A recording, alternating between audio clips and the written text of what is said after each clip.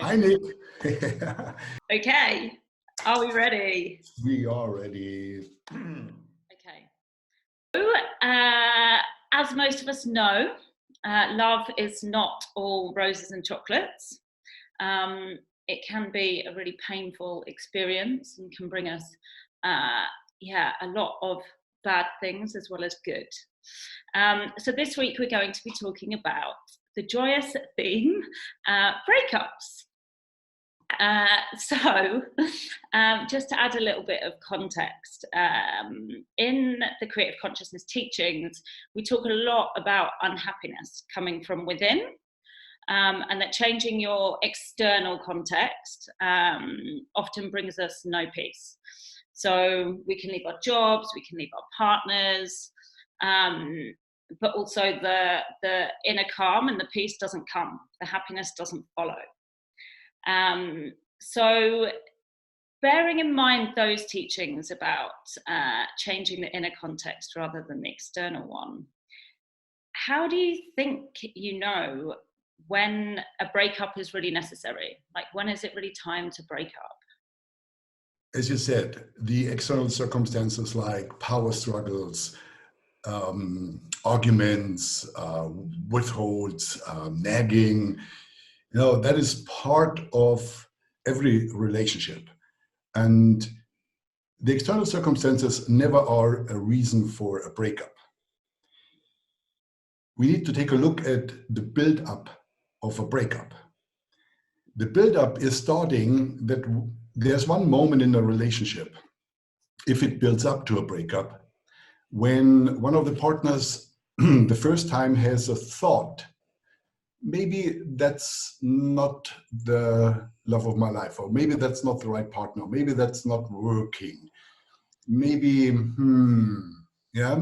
So the moment one questions or has a thought questioning the relationship, that is a moment where the build-up starts. Maybe it was a mistake in thinking, but when the thought returns, one has to pay attention.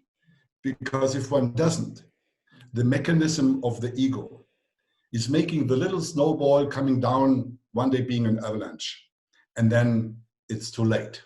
The damage has been prepared a long time, and it's very, very difficult to clean up the internal build-up of all the stuff that is happening in a relationship that leads then to more and more and more evidence that one is right in this is not the right relationship. So how that works is, with that first thought, a very tiny layer of a context of doubt gets installed in the mind.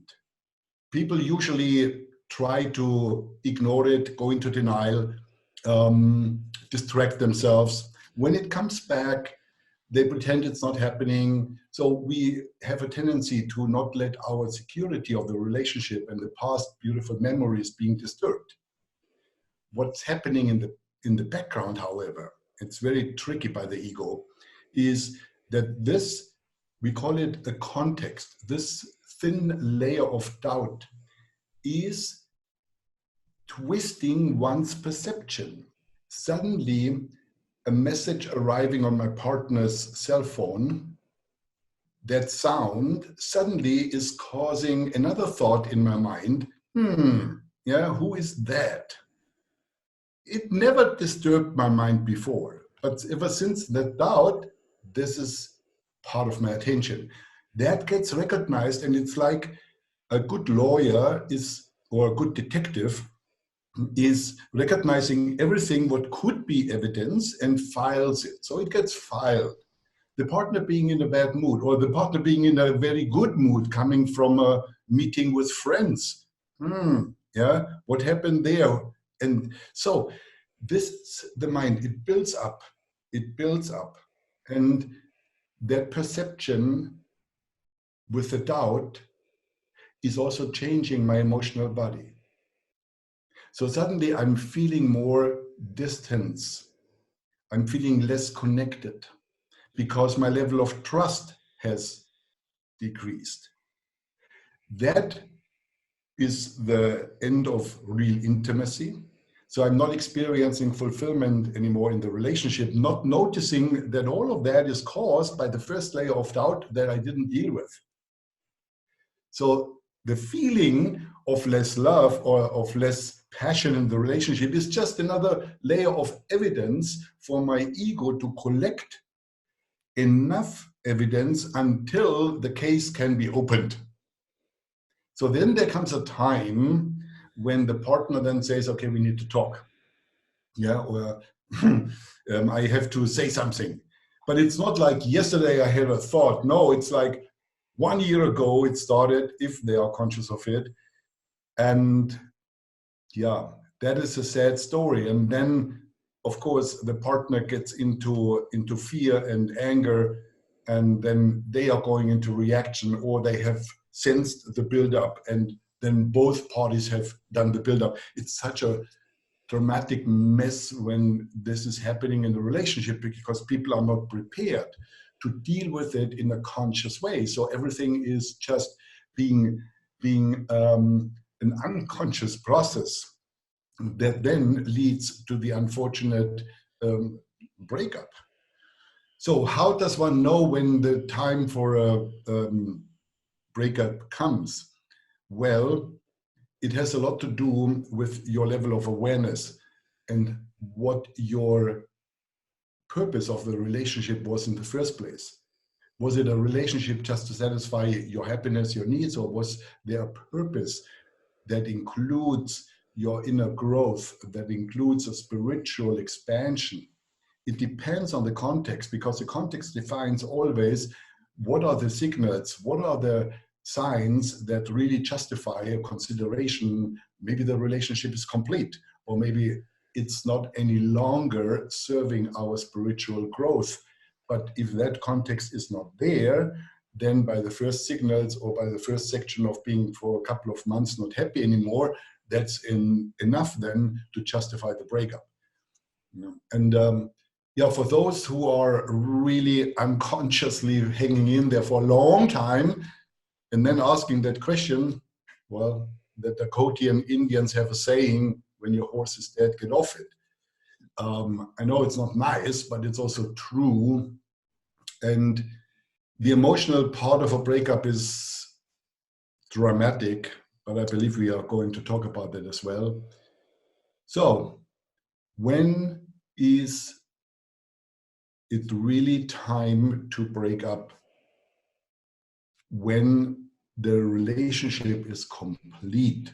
Now, what that means is that a relationship has been brought to a level where the partners, in full understanding, without resentment, without complaints, without remorse, without all that stuff, can wish each other in authenticity, from the heart, the very best for their next destination, and so it will be your own. So that's what we call bringing a relationship to a completion. However, the reality in the world, as we all know, is that it's almost never that way. It gets ended, which is not being complete. And then we carry forever the scars and the wounds and all the experiences from the relationship, and we bring it into the next one. You know, we believe we will be better, but if we haven't taken our learnings, if we haven't changed, then the next relationship will just present us with the same lessons until we wake up and start learning what there is to learn for us. Yeah. Okay, wonderful. There's loads of good advice there. I think one of the biggest things I've taken from what you've said is the being aware of what you want from a relationship, because I think most of us don't know ourselves enough to know what we want, and therefore to know what we want from other people. So it's a tricky one, kind of knowing when your relationship has come to an end, because you need to know the intention behind the relationship. And yeah, I think that's quite hard for most people. Yeah, let me jump in here. In my world, a relationship never comes to an end. It only needs to come to completion. Okay. Yeah. When I take a look at the last relationship I had before my life partner with Tatiana now since 3 years. So before, only the last one, not the ones before. I had to learn a lot. But the last one ended in completion. So that the relationship is not ended with that person I am in contact. We are friends for life, friends for good. It's not artificial, it's not fake, it's real. So a relationship never just ends. It only can be completed. And that's very important to understand, that the two are not equal. A relationship that ends is a broken relationship that has to do with you not having learned yet what there is to learn in order to create completion. With every relationship, when it means that you go separate ways, that's perfectly fine when it's complete. When it's not complete, it never ends, because it continues in your mind, in your subconscious, in your emotional body, and you need to deal with it in later relationships. And I guess from that, it means that a relationship doesn't end, it completes, but then when it's complete, it can evolve into something else. It doesn't necessarily need to be like the end. You're able, if you complete in the right way, then you're able to evolve that relationship into something else that maybe isn't what you had before. But it doesn't mean that all ties have to be cut. Yeah, you're going to stay friends. Yeah, which is, I mean, most of us would wish for that. But not in the sense when people say, "Oh, let's stay friends." You know, that's usually a disaster. No, yeah. no. After completion, you are friends for good in the real sense of the meaning of the